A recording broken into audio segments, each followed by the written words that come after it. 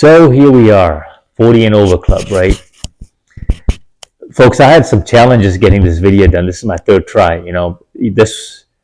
My mic was dying, issues with the camera, and I didn't feel like recording today, but I had to show up because I just finished having dinner. But here we are, over 40, and trying to find that fountain of youth, the magic potion, especially at a time like this when the holidays are here.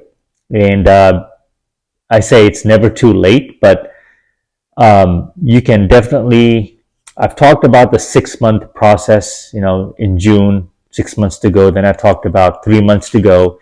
Then I did the winter arc video.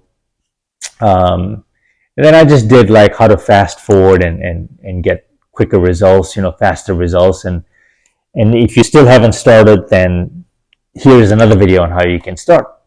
You won't get results overnight. There's a good chance you will still fall off your diet Thanksgiving week and the day after, Christmas all that week and the day after, New Year's all that and after, right? So you're really taking steps back here.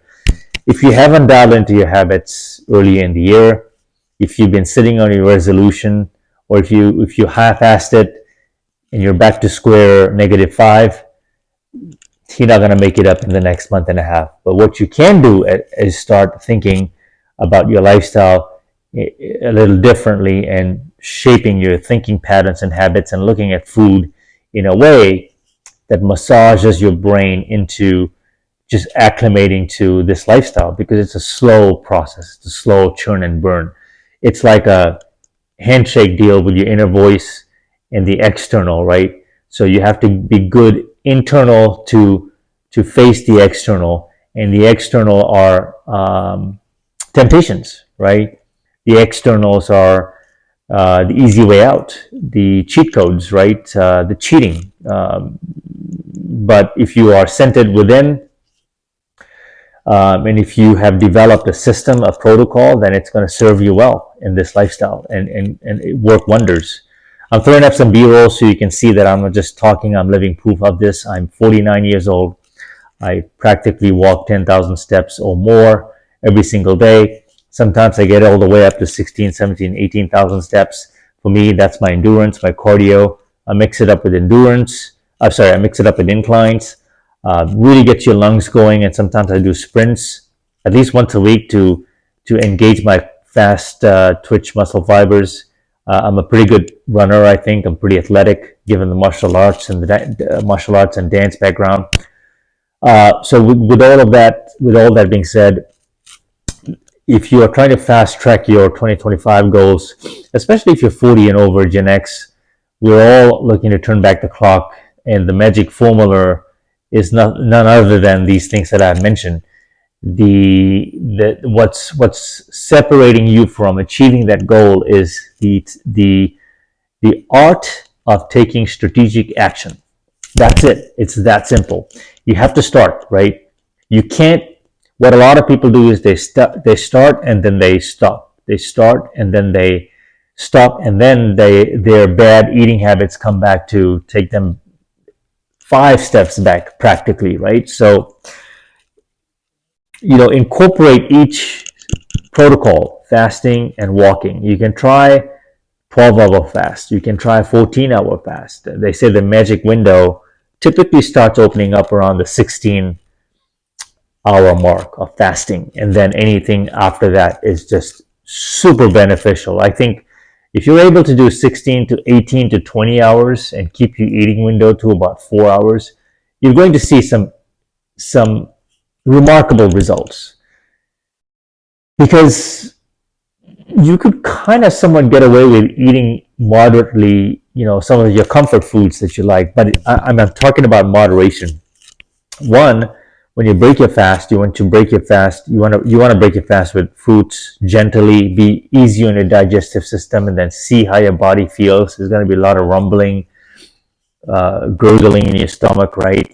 Because your body is intaking food, right? And so it's digesting, and then you sort of have this feel out process. Okay, what's next? What do I reward you with? I say go with protein almost every single time, because if you prioritize protein, especially at this age, there's a good chance that you won't overeat and you will stay in a calorie deficit. So, for example, today I had a diet that consisted of about 1,100 calories, but that 1,100 calories was so strategically planned out. I did about a 20-hour fast. I had a shoot today, audition today, so I had to attend that. And usually when I'm on audition on set, I like being fasted so my core is nice and flat, and the slim fit shirts, fit me a certain way, and I have the look for the shoot. So, but fasting during work on a set like that is amazing because your growth hormones are running, right? Your body's your body's working in a way that you don't know, and you feel the magic, like you feel it. You feel so good. You feel so focused. Your brain fog is gone. You can concentrate more. Obviously, you pick what window is suitable for you, and then you break the fast with, I say, fruits, a little bit of protein. Eggs are typically a good way to go about it. A little bit of veggies, if you like, avocado. That's a good combination and pairing. And then you just sort of decide, right? You build gradually on what your next meal is. I say protein, protein, protein each and every meal, right? So I do one meal a day now, 2 meals, and I get all my nutrients, right? So for today, I had 2 chicken leg quarters, each cooked, baked. Each leg quarter is about 221, 230 calories, right? And 31 grams of protein in one leg quarter. If you times that by 2, that's about 62 grams of protein. And it's about 442 grams of 442 calories. So right there, you've just got on nearly half of your number, right? 60 grams of protein, 62 grams. I had a Quest bar. That's about 21 grams, and that's just roughly 200 calories. So now I'm up to 600, 700, right? And then the rest of it was protein shake, like 2 scoops of my whey protein. Gives me about like 40 grams, 45 grams, give or take. 3 scoops is 60 grams. So right there already, just between 3 scoops of protein, right? That's 60 grams or so, 65 grams, and then 60 grams of 62 grams or so of my chicken leg quarters, and then a Quest bar. That's about 140, 148, 150 tops. So that's a lot of protein. Like that's pretty much what I need. Like you can see that my arms and shoulders are not frail. Like these are, I've worked at it, and I am about 157, 158 pounds when I'm really dialed in, and that's about the look that's really good for me personally. I'm 5'11". When I wear boots, I'm 6 foot exactly on the dot, and this weight allows me to be athletic, agile, and then also action scenes I do. It allows me to be just very nimble on my feet, and I love this weight. It just feels lighter. I feel lighter, fresh. And then gives me a younger look too, right? When you weigh a little bit less and you have features that, oops, sorry, I keep hitting my mic, but you can see, jawline comes in and face just looks a little bit more defined. And so your core is going to vary on a day-to-day basis based on sleep, recovery, and just your stress.